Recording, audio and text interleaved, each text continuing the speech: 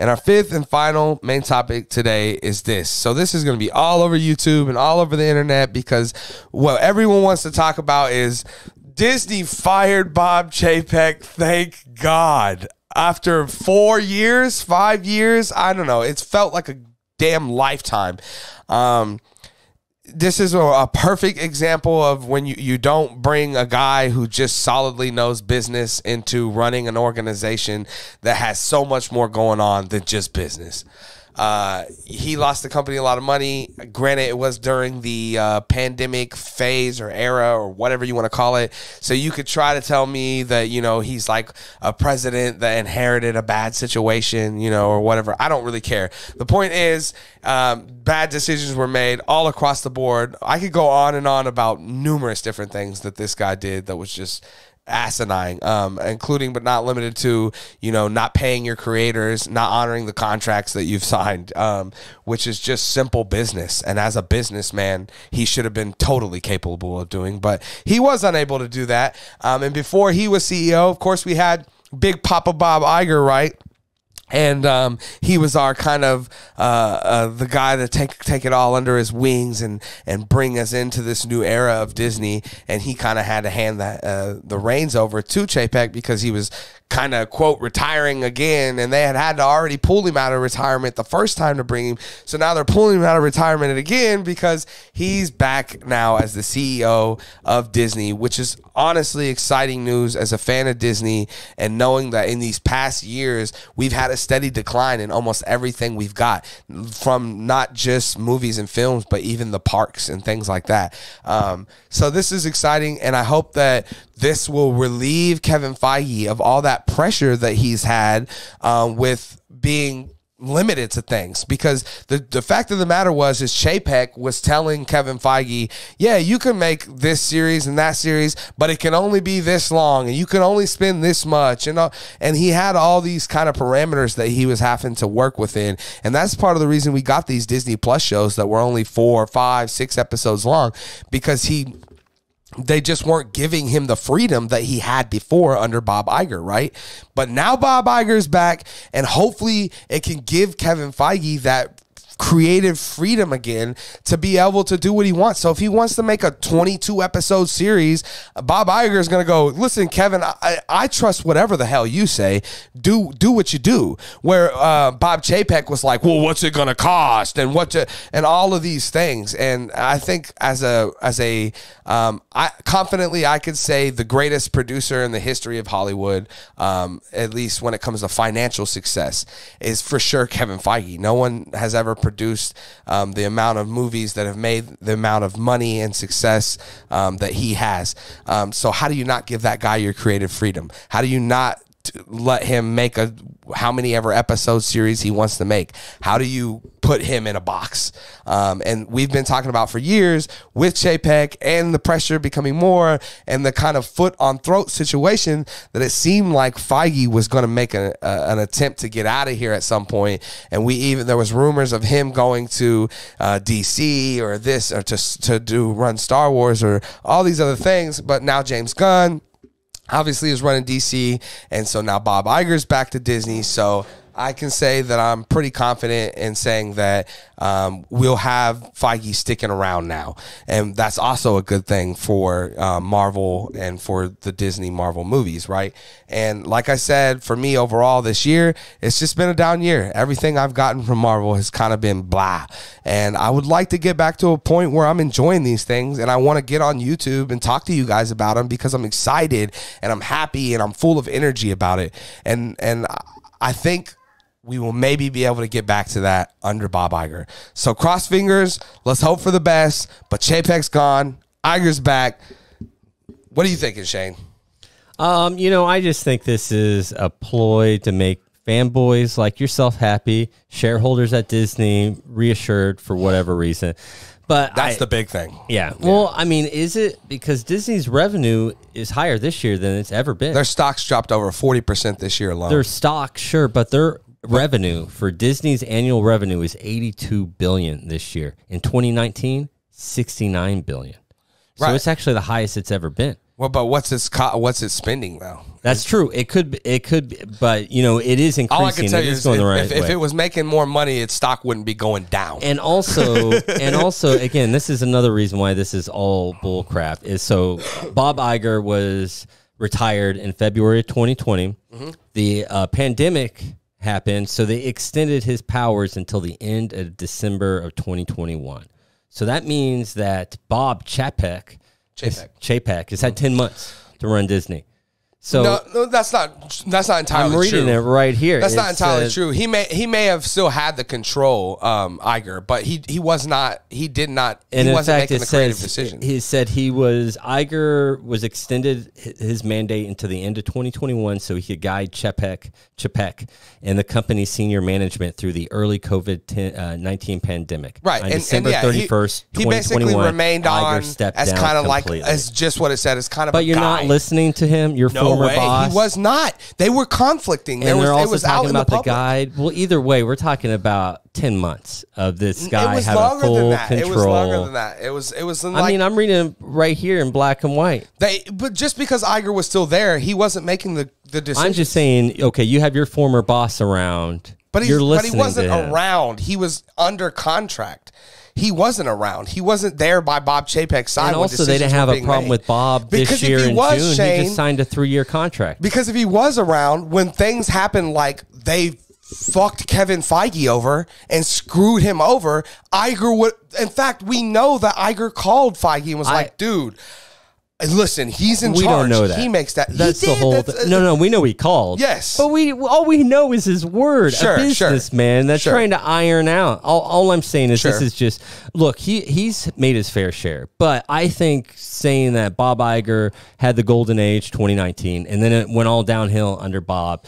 And like I brought up that it was the pandemic era and all that. I think Iger has his hand in the pot just as much. And the fact that he's coming back as this 70-year-old man. Like I said, we know Kevin Feige has told us that but we're not going to see better movies. Under Iger, he had creative freedom. But under Chapek, he was not. So when did they start filming She-Hulk? She-Hulk was under Bob Chapek.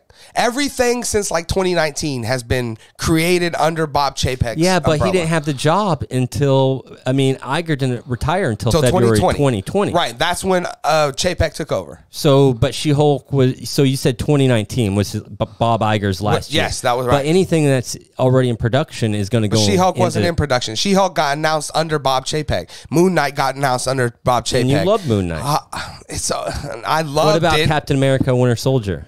That's under Bob Iger. Black Widow. That was under Chapek, and he's the one that fucked that up. That came out 2020. It could possibly not be under Chapek. It was, the release was, because he's the one that made the decision to put it to Disney Plus. Because he didn't know what was happening. Screw out everyone. Okay, but how about you listen to your creator who says theaters weren't open? Well, listen to your creator who says, "Well, we'll wait until theaters are open and then we'll put it out." The creator doesn't own it, though. It's right. That's but when see, you go that's work what I'm at saying. Disney. You can't make all your creative decisions off of business. When you work at Disney, that's what you're getting into. There is no creative. But Bob process. Iger wasn't letting. They're not artists. Bob Iger wasn't letting it be like that. We don't know what his decision would have been. He wasn't, it sounds like he was there. I tell you, it wouldn't have been screw over. It sounds like it was. He was there. But it wasn't his decision to make. It says that he was going to stick around to the end of 2021. That Black Widow happened in August 2020. And again, when they screwed it over, Iger was there. That's right. Well, he was there, but he wasn't the one running it. And he was guiding him. That's like 6 months. But he didn't make the decision. He doesn't make that decision. Chapek made the decision. So probably he's getting the blame for that decision. We even know that Scarlett Johansson went up and tried to talk to Chapek about the situation, and he scolded her and get the hell away from me. He wants to make money at the end of the day. Well, Bob Iger wasn't like that. He knew that his relationship with his he sure has played that off. That at least he pretended that his relationships with his talent mattered, and that does matter so much. You can't piss off the guy who's made you the most money in the film industry in the past 20 years. My point isn't who's the better person. I don't know either of these guys personally. I have no idea. They could both be shit My people. only point is who's the better president. This isn't going to turn Disney around. I'm telling you right now. What are we talking about? Disney. I'm talking about Marvel. I'm specifically Marvel, talking about Kevin Feige's freedom, because that's what this means to me. I guarantee you, a year from now, we're still going to be talking about the same stuff. Oh my God, this Marvel underperformed. It underwhelmed me. And it's just because there's no creative core. Back when Marvel was thriving, it really felt like it was a risky thing. It's like, you don't do super... Exactly. Is there risk anymore? It was a risky thing. No. Well, it's becoming risky in a different way, though, right? And that's what's going to kill it. And it's eventually going to die. It's becoming risky, but not in the way it was, but in like a, should we be doing this? Yes, like, exactly. Right? And I don't think that's going to turn around, because I don't think those have anything to do with management decisions. I think it just has to do with the fan base. I think there's a little bit there, like I said, out and not Kevin Feige had said in multiple interviews that he feels creatively in a box. He feels like there's been a foot put on his throat. And there was, again, because of that after he said that, the news the next day was like, Kevin Feige's leaving Marvel. Because no creator wants to be in a situation like that, especially when they've had 20 years of not having a foot on their throat. And so I think at least for this, like I said, if it does anything, it keeps Kevin Feige around. There you go. It keeps him but not wanting to around. leave. Yes, but he was at least thinking about wanting to maybe leave because of the foot of Chapek. And, I honestly, that argument can go either way. Feige's been around. He made She-Hulk. He made all this other stuff that people have been dissing. The thing is, he's like, oh, he didn't have his creative freedom. Well, you know what? George Lucas had all his creative freedom for Phantom Menace, had zero creative freedom for New Hope. Which one's the better movie? Sometimes having limitations. But that's not the same thing, because Feige had creative freedom for Iron Man and Winter Soldier and all that, and look what he did with it. I mean, he made the best movies Marvel's ever made. I really feel that was a Jon Favreau movie and not a Kevin Feige movie. You really got to watch like the director's commentary. Does Iron Man 2 feel like Iron Man 1? Does Iron Man 3 feel like Iron Man 1? Iron Man 1 stands out because it's a Jon Favreau movie. Right, but you have to understand, when Jon Favreau came to Kevin Feige, when they had, like, for example, and just one example, they had Tom Cruise cast as Iron Man. When Favreau came to him and was like, Kevin, trust me, this is... Oh, he had a vision. Who listened to him? So he listened. That's so important, though, I agree, right? But to say that he's handcuffed because he's not being creative. But he knows who to listen to, too, though, right? Because who hired Jon Favreau? Maybe he doesn't know. Because who hired Jon Favreau? 2 happened. He hired Jon Favreau. And Iron Man 3 happened. People love those movies. They made $800 million in the box office. People like Big Macs. And they make $800 million. That doesn't make them good. Well, they're good to somebody, That's the thing, They don't know better. I disagree. I think there's people in here that are people in the world that have tried every burger in the world and still would go, yeah, Big Mac, bro. Big Mac. There's at least a dude on there's 8 billion of us, man. I mean, people are just too dumb and people like what they like. And I think we live in a world now where we're more accepted for that. Like, there used to be a time where we would hide that the Big Mac was our favorite food or whatever. And was it Bob Iger in the whole debacle with James Gunn? No, that was who was it? I can't remember his name. Someone else. Definitely not the CEO of No, that Disney. was before they had Iger. See, they had to bring Iger back. They brought Iger out of retirement because of all of that shit. Okay. And they fired that dude, hired Iger. He corrected the ship. So Iger just can't leave, ever. He corrected the ship, handed it over to Chapek. Then now we're here back bringing him out of retirement. Mm-hmm. So yeah, the thing is like I said, at bare minimum, I think we get a little bit more creative freedom with Kevin Feige, and at least it guarantees that he's not so angry that he's gonna leave and not continue doing what he's doing at Marvel. I think that as a creator, we don't know obviously on that level what it's like, but you could imagine going from a point where someone goes, hey man, here's $50 million, do what you do, to going, hey man, here's $38 million, and what are you doing? Like it's a big difference as a creator. So yeah, sometimes when things are roughest is when you're the most creative, though. But when you're a good you're a great creator like Kevin Feige, then and I'll admit there's not very many out there that you could do this to, but you do got to do that. You do got to go, here's the money, do what you do. A perfect example where you don't do that is like James Gunn making the Suicide Squad movie, right? Again, that was we don't care, we're looking the other way, just take our money. And it ended up, for me, not a good thing, you know? So there's some creators that you just can't give that much freedom to. I understand that. But I think we can all agree that Kevin Feige is just not that guy. Oh, well, and, you know, like I said, he's the greatest producer in the history of Hollywood. And, you know, Disney's no fool. They see what's bringing in a lot of income. So, of course, the more money Marvel makes, the more involvement Disney's going to be in. Right. Because they want to control that. They want to control that revenue stream. Right, for sure. And, you know, at the box office in, 2019 or whatever, when they did have whatever the hell, Black Panther, Infinity War, Endgame, and all that, they brought, $15-20 million. They brought in all the money in the world. Yeah, $1 billion. I'm sorry. Every cent everyone had went to Disney that year. I mean, that's crazy. And you'd think, I mean, look, I'm not going to say it's just Bob Chapek that has caused the thing that we're in, but I'm just saying that it's a part of the problem. I'm just saying that I don't think Iger coming back is going to be, oh man, phase 2 Disney glory years. I just think that, they're going to control Marvel as much as they've been controlling it the last couple of years because they want to make sure they squeeze every cent out. Yeah, I think that they let him. Yeah, I think that's true, but I think Feige can go, well, we can get more sense out if we don't make it 3 episodes. I think that's why we've had this push more to streaming series rather than movies. Right. And you can see the CG is lesser quality in the streaming services. Yeah, there has to be some sort of balance between it. But like we always talk about on the show, where am I making my money back?